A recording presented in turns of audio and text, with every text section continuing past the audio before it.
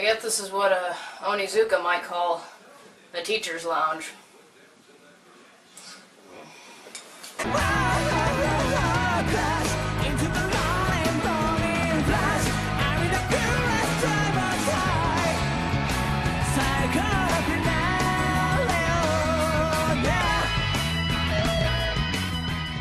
Eikichi Onizuka is, well, in his own words. Hi, I'm Eikichi Onizuka, and I'm going to be your new homeroom teacher.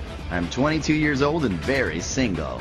He was once the most notorious thug on the streets, but has decided to make something of himself and pursue a career in teaching. Why teaching? Well, he hasn't completely turned over a new leaf. Girls. I had 13 girls the year before last. 20 last year. You had? As in, biblically, you had them? Yeah, in a career like this, it's possible to be hooking up with 16-year-old girls when you're in your 40s. I never even in my wildest dreams. With visions of panties dancing in his head, he applies for a position at Holy Forest Academy, and against all odds is hired by the eccentric Madam Principal and assigned to a middle school classroom where he's desperately needed. The kids of class 3-4 have driven every teacher assigned to them in the past year insane. What the hell is that thing? That's what she ended up looking like at the end of the year. As they've all been betrayed by those in authority and banded together to give Holy Forest's reputation a hard time. The kids are the least of Onizuka's worries, however, as he can't afford a place of his own and has to sleep in a warehouse on the school roof, waking up each morning to uptight Vice Principal Uchiyamada, who hates delinquents like him to the core, and the prim and pretty Miss Fuyutsuki, whose relationship with the smitten GTO is always one step forward and 2 steps back.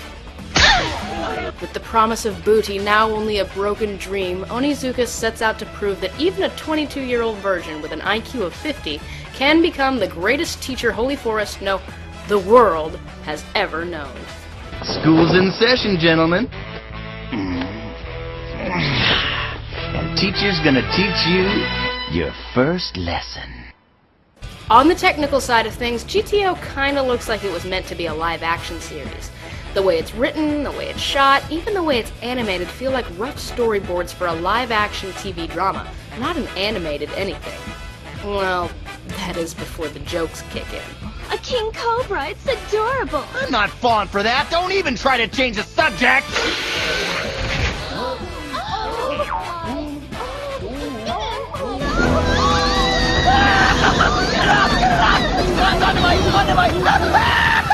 Onizuka is in theory a handsome guy, but he spends the majority of the show making the ugliest, weirdest faces you've ever seen in your life.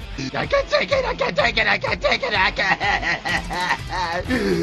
Let's just do it. The gags throughout are extremely cartoony, but apart from that, the animation is cheap, minimal, and feels almost like a rotoscope over live-action footage. It serves the story well, though, and never feels awkward or inadequate, just like it was never really meant to be a cartoon at first. Musically, GTO is pretty guilty of using a lot of the same tunes over and over for the same moments, and this gets painfully more obvious when the series gets more formulaic in places. But the music in question is very good. Lots of jazz instruments, roaring electric guitars, and some electronic keyboard and sax for the mellow shades of the story. So when certain themes pop up, it's a little more exciting to hear them again than annoying. Not to mention, GTO has some really awesome opening and ending theme songs, too.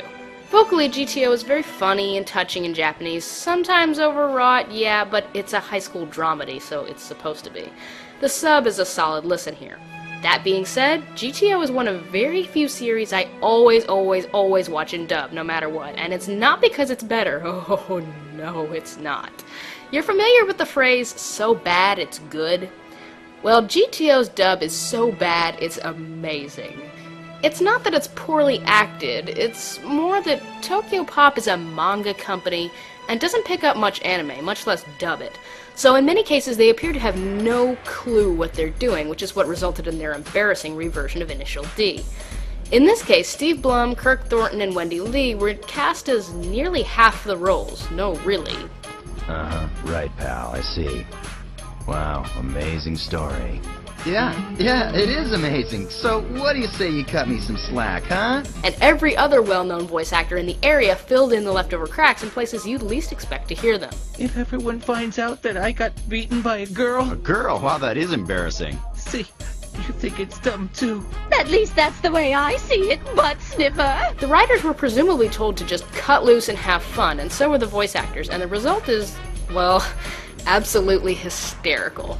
Steve Blum as Onizuka is one of the most consistently funny things I've ever heard. His voice just bounces all over the place, and every gag is delivered perfectly. Oh, you're gonna learn a lot from me, young lady. How about we start with sign language? He also plays one of the major student characters, Fujiyoshi, who they decided should sound like this. Oh wow, he sprayed some pheromone aphrodisiac formula on his nads! Making everything he says hilarious. One of the best things about the dub, besides Blum, is the late Bob Pappenbrook as poor, tortured Uchi Yamada. I was cleaning gutters! Yeah, that's it, the gutters! Between all these great voice actors just kicking back and being as cartoony as possible, and an adaptive script that, well, stays 100% true to the original dramatically, really it does, but it goes crazy with the humor and throws in truckloads of jokes and ad-libs that make the most of the show's zany nature and high school slanguage. Today's my first day working in the nurse's office. My name is Now Cadena.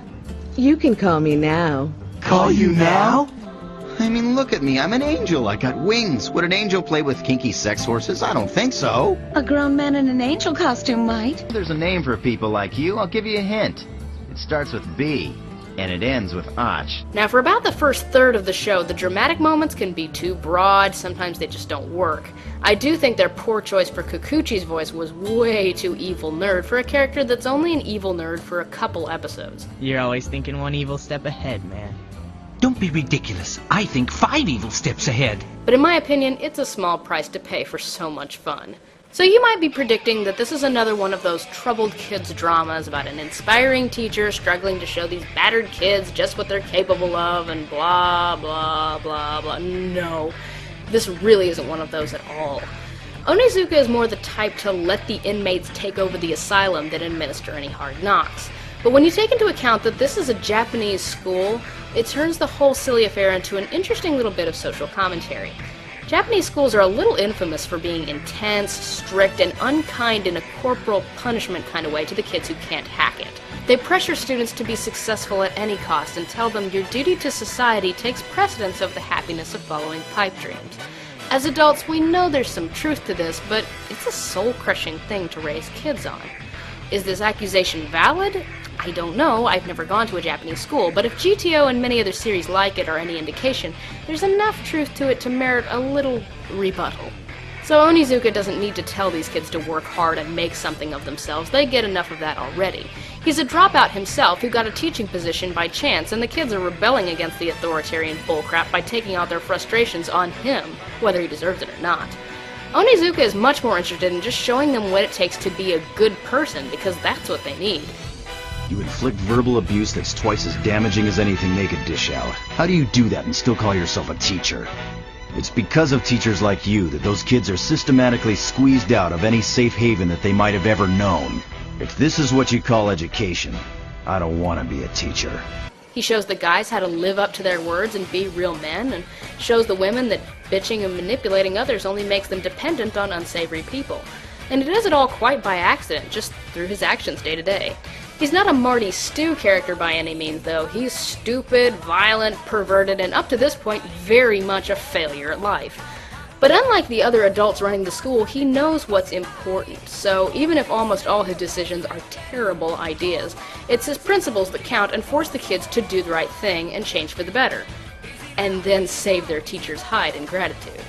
I can't emphasize enough how much heart this story has, because on the surface, it's a raunchy, ridiculous sitcom of errors kind of show, and this makes it about 1,000 times more awesome. I know humor is subjective, but this is one of, if not the funniest anime I have ever seen, and is thankfully lacking in the traditional anime-style humor, where weird automatically equals funny, overreactions are the entire joke, you know the drill.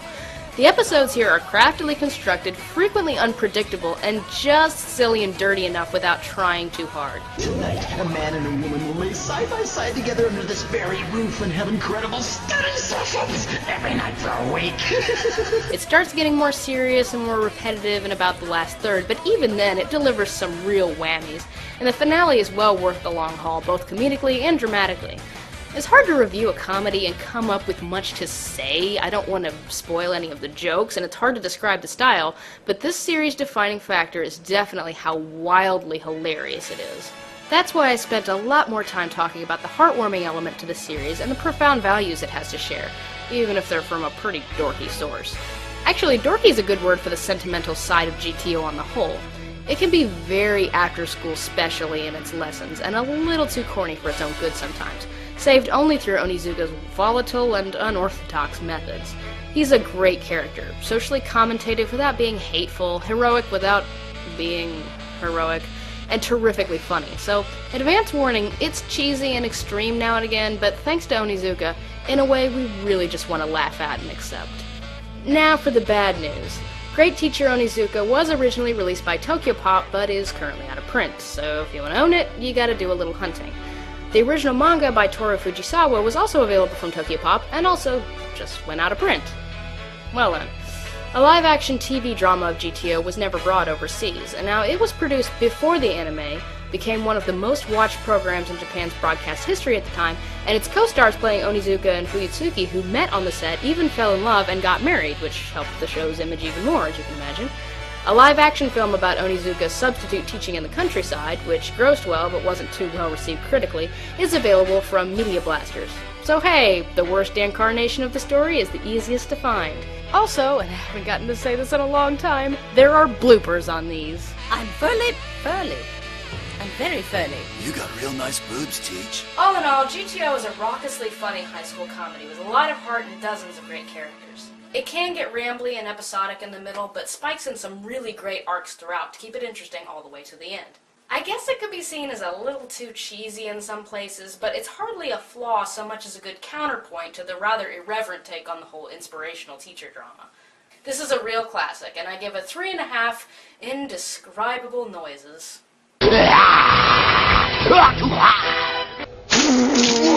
Disgusting! Don't throw it out! How can you do that?